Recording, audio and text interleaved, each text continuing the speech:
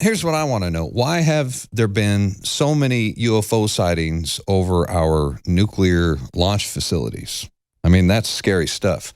The Department of Energy, they have confirmed that there has been UFO sightings over every major U.S. nuclear launch site.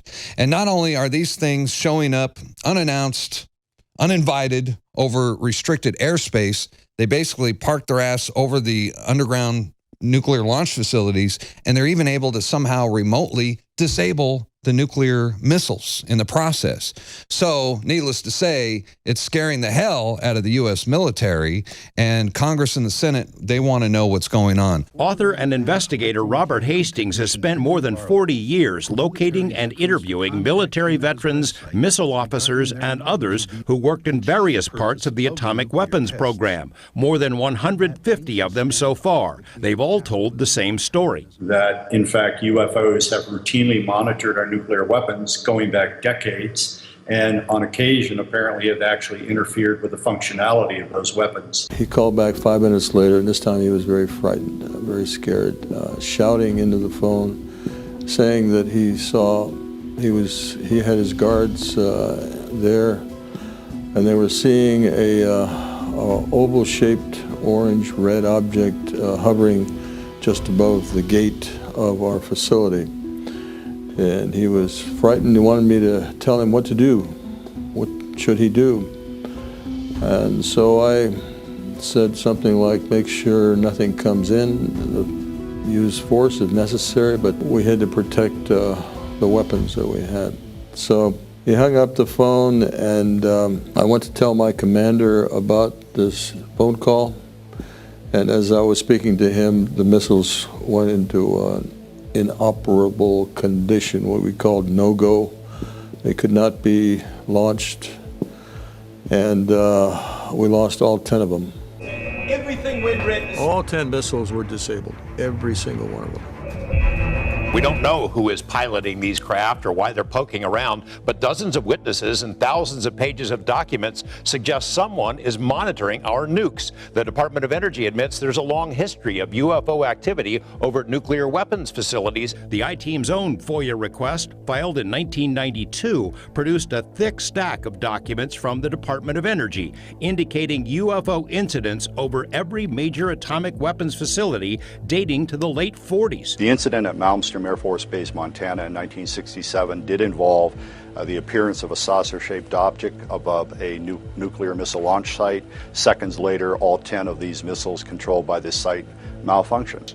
This is a clip from a new documentary film, the culmination of Hastings' years of research. The film includes chilling incidents where UFOs have not only infiltrated restricted airspace over nuclear missile bases, but on occasion have disabled ICBMs and put the military on high alert. In one dramatic incident from the film, military photographers using telescopic lenses watched a UFO disable a warhead used in a missile test fired from Vandenberg. Reported this to the command post, and they told him the same thing had happened at another site, although it was a week earlier. But they also lost 10 missiles due to this object. Whoa. So that's a no-go. They call that a no-go when the missiles have been disabled. So can you imagine? I mean, they must be freaking out about this. Of course, the U.S. military, they will consider this a major threat. Some people think it might be a warning. What do you think? Well, the aliens did let us drop 2 bombs. Yes, they did. On Hiroshima and Nagasaki. They let us test bombs. They let China test missiles. They let North Korea test missiles. They let the Russians test missiles. And the Israelis, who have nukes, even though they don't want you to think they do have them. Hell, maybe they gave us the technology. Yeah, now they're just making sure that they can turn it off, that the fail-safe is there. They've also the Order 66 switch. There's also been reports of them actually starting the launch sequence at some of these sites where they've had to go in and manually shut them down.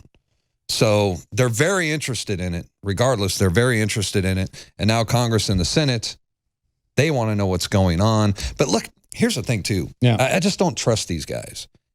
Part of the guys that are leading the UFO disclosure are Marco Rubio Harry Reid. He's a Ferengi. Yeah. Harry Reid said that most of the videos and the information he has never seen the light of day. So hopefully that will come out. And then we have, maybe that's why he had that black eye. He was trying to hold on to it, or they wanted it to see the light of day, and they're punching Harry Reid in the face. We got to wait till this summer.